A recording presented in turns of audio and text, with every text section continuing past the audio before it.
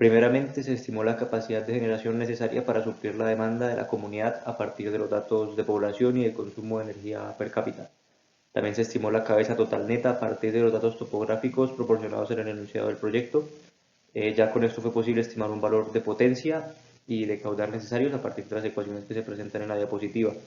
Se asumió una eficiencia de la turbina del 90% y un factor de planta del 0,6 y pérdidas a lo largo de todo el sistema de un 1% para mantener valores relativamente conservadores y que no nos fuera a faltar caudal. Finalmente se sumó el caudal ecológico mínimo al caudal obtenido en los pasos anteriores y así se obtuvo un caudal neto mínimo de 6,98 metros cúbicos sobre segundo. El área de captación está en función de una velocidad de entrada y de un caudal objetivo. La velocidad de entrada la asumimos como 1 metro por segundo, mientras que el caudal objetivo es el caudal que encontramos en el punto anterior. Ya con esto obtenemos el área de captación y luego esta área la suponemos que es cuadrática. Así con la raíz obtenemos lo que es el largo y el ancho. Por último, pues cabe mencionar que el área de captación debe estar totalmente sumergida para que no entre aire a las tuberías. Para la selección de la turbina, primero se calculó la velocidad de rotación, la cual dependía de la frecuencia de voltaje en el país y el número de polos, que para nuestro caso tomamos 6. Con ello calculamos la velocidad específica, que dependía del caudal y del salto neto. Y con estos dos datos, el caudal, el salto neto y la potencia esperada, empleamos tres gráficas para conocer cuál era la turbina que mejor se adaptaba a nuestras necesidades, y obtuvimos que podía ser una tanto Francis como Pelton. Sin embargo, también tuvimos en cuenta un gran factor, que fueron la gran cantidad de sedimentos que tiene el río, por lo cual nos decantamos por una turbina tipo Francis. Para el dimensionamiento de la turbina Francis se empleó la norma USBR M20 y hallamos primero que nada la velocidad específica, que dependía de la potencia en sistema métrico. Con esto hallamos las relaciones de velocidades y el diámetro del rodete. Ahora bien, empleando las tres gráficas que se pueden ver, hallamos los parámetros para el dimensionamiento de la cámara espiral, del rodete y del tubo de aspiración, empleando la norma. Con las dimensiones procedimos a crear planos. En este caso tenemos el plano de la cámara de espiral,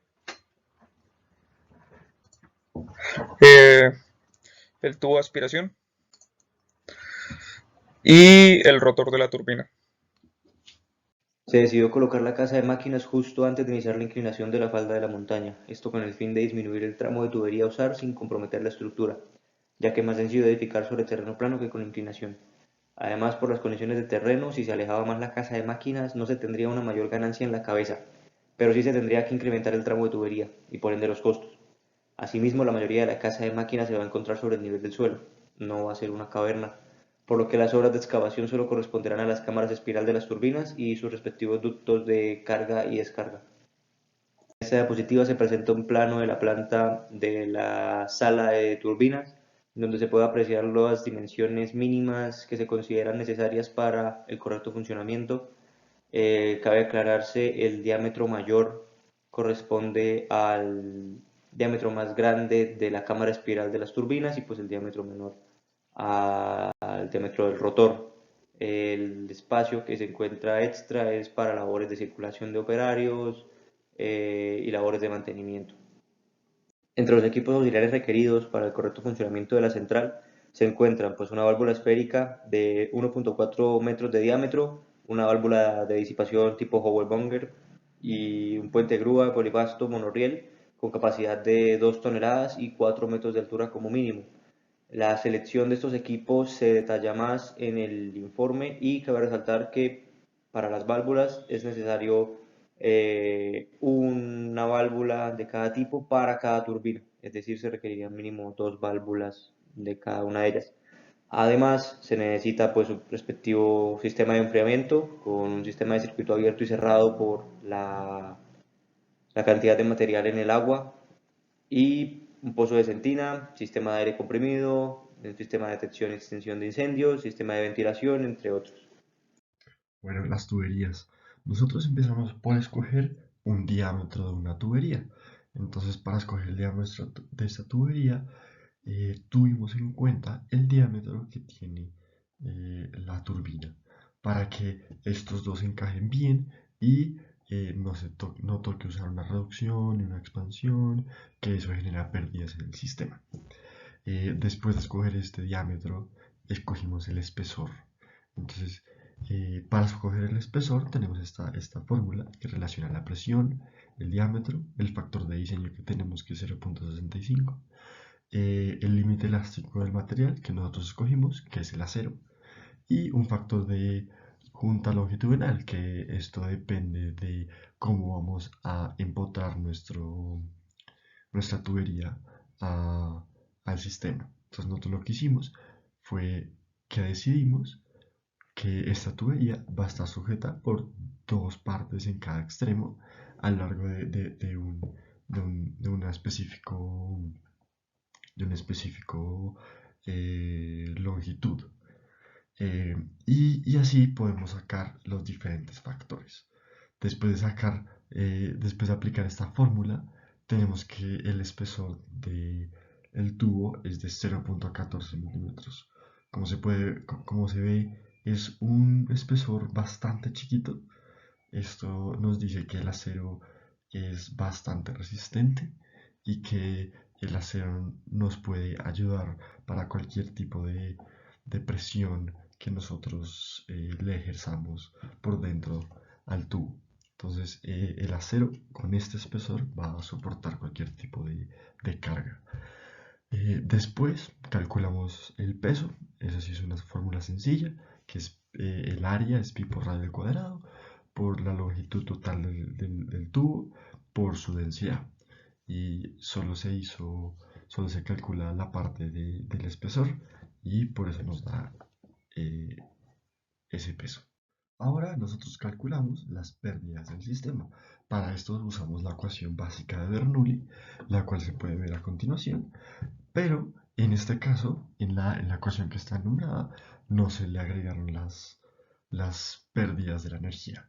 En la foto que podemos ver a la derecha de la tabla de los resultados, tenemos las pérdidas por fricción y las pérdidas por los gas, que los gas son las diferentes válvulas y las compuertas.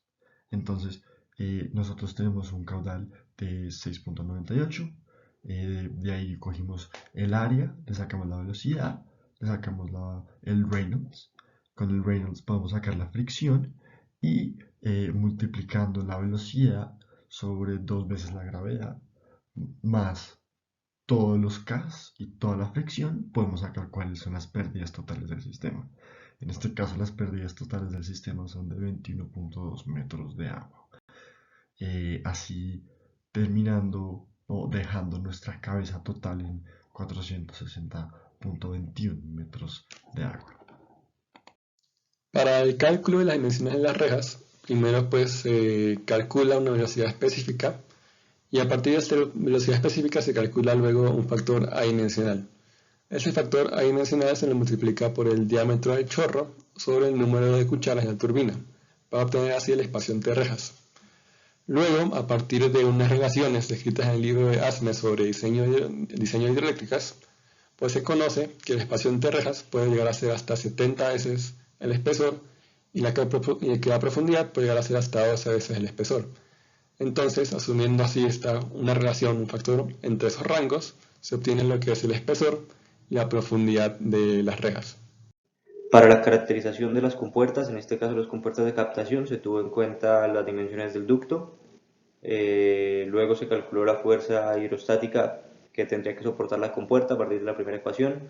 Se determinó un espesor mínimo de lámina del tablero de la compuerta y se calcularon las cortantes y los momentos flectores de las vigas que iban a soportar esta fuerza.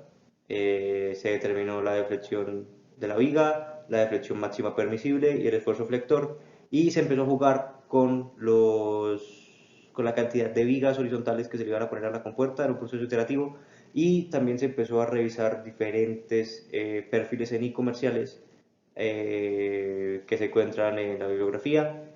En este caso se determinó que la mejor combinación es una compuerta con 5 vigas horizontales con un perfil como el seleccionado ahí, ya que cumple con tanto los parámetros de deformación, de deflexión permisible como de esfuerzo. Este sería el plano de la compuerta con todas sus dimensiones. En cuanto a la compuerta de descarga, se determinó que se debía utilizar una compuerta radial, ya que se debe controlar con precisión el caudal que sale para controlar la velocidad de la turbina. Es por esto que para el cálculo de la fuerza hidrostática se tuvieron que agregar ciertos pasos, los cuales están aquí a la parte derecha de la presentación y también están más explicados en el informe. A partir de tener este nuevo valor de fuerza hidrostática y pues con una cabeza diferente, evidentemente, se volvió a realizar el mismo proceso iterativo calculando los momentos flectores, el esfuerzo, la deflexión y buscando la combinación de vigas horizontales y de perfil ENI que mejor se adaptara a estas características. En este caso se optó por 7 vigas horizontales y pues el perfil que aparece en pantalla. Un requerimiento importante para la compuerta de la hidroeléctrica es que se pueda accionar de emergencia. Entonces, un tipo de compuerta adecuada para este requerimiento es la del tipo fixed wheel, que se puede accionar por gravedad. A esta compuerta le calculamos el peso a partir de una relación escrita en el libro de Bristol, el cual tiene el peso en función del ancho, la altura y el salto de la hidroeléctrica. El equipo de izaje dependerá principalmente pues, de la carga de izaje, la cual en este caso será cerca a las 40 toneladas que pesa la compuerta. Para estas 40 toneladas se tiene que la velocidad en pies por minuto de los polipastos será entre 7 a 25 pies por minuto y la velocidad del puente estará entre 40 a 150 pies por minuto. Además, se tiene pues que la grúa deberá contar con 2 polipastos para esta carga pues, cercana a 40 toneladas. Todo esto según pues, lo descrito en el libro de ASME sobre diseño de hidroeléctricas.